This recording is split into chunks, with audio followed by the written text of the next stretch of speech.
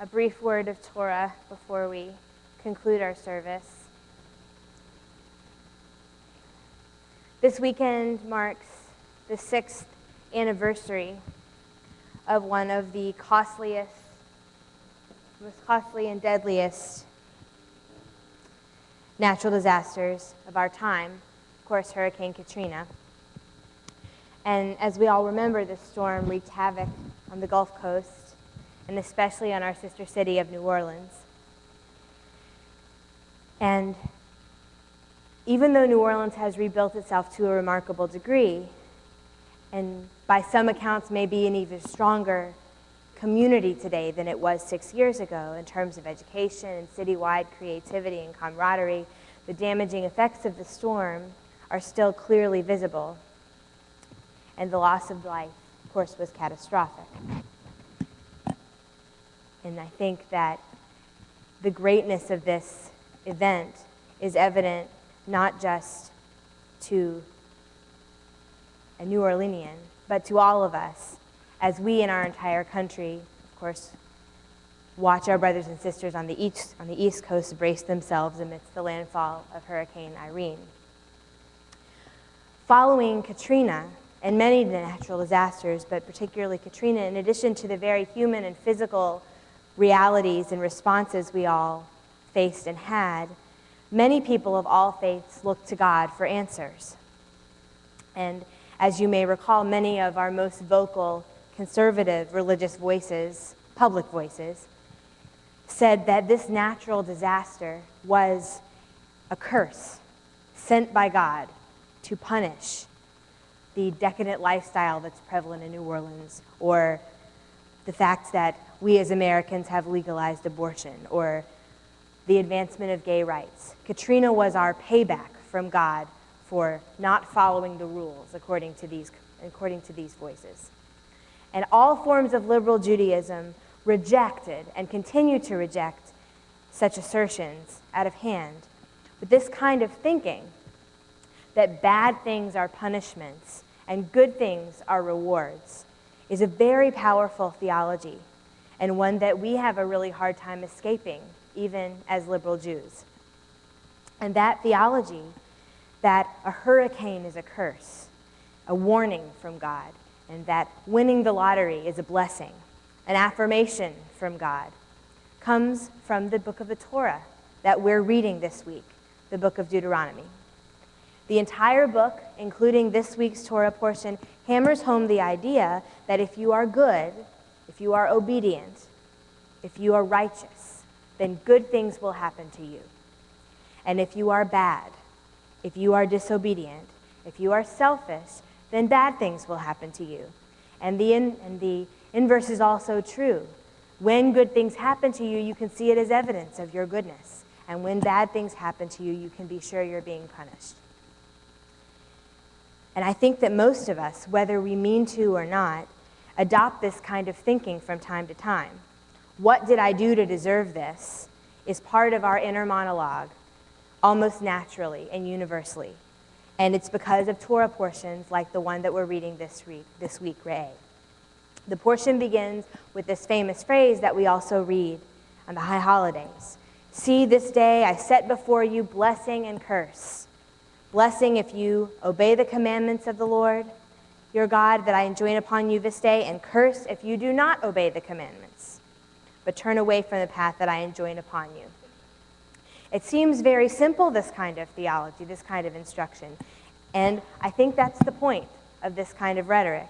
This kind of theology encourages, really coerces, obedience from us to follow a path like the one laid out in Deuteronomy, takes no critical thinking, and really discourages the act of questioning that is so central to our Jewish identities, and yet there it is in the Torah.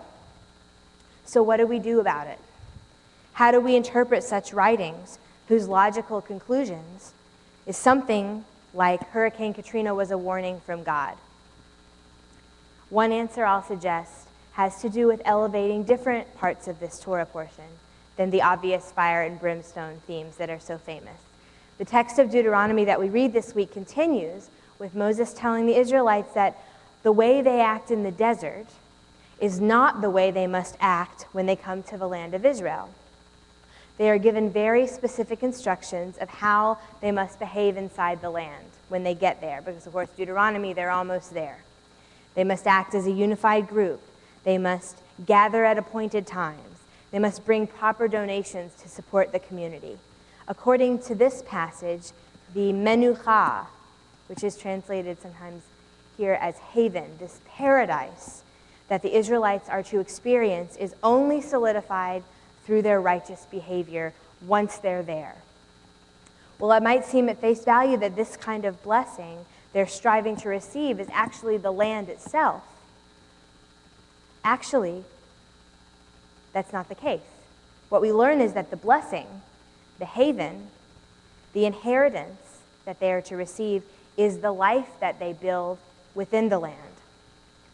And without their efforts to build that life, the land becomes completely meaningless. In fact, if they don't build a life full of communal support in which they all make each other better people, their blessings will quickly convert to curses themselves. So in reading the Torah this way, we find that blessing and curse are what we do with the inevitable consequences of living. Doing mitzvot and living Jewishly are by no means a free pass to an existence that is free of anguish. And I think many, if not all of us here, know that. We all know that. But doing mitzvot and living Jewishly can be the recipe for milking the greatest amount of blessing out of a painful situation, or preventing a set of fortunate circumstances, like lots of money or great beauty or a healthy body, from becoming a source of pain and difficulty. Katrina and natural disasters like it are not blessings sent by God, and they are not curses sent by God either. What they are is, of course, life, the result of being on this planet and sharing it with all the powerful forces of nature and humanity that are here. Curse and blessing are the result, then, of how we choose to respond to life. So our call as Jews, who know that bad things happen to good people and good things happen to not so great people all the time, is to view blessing and curse not as a God-given and duly deserved consequence of our daily behavior. Rather, let us view blessing and curse as what we make of the circumstances of our lives. Long life, for example, is not inherently a blessing, just as catastrophic illness is not a curse.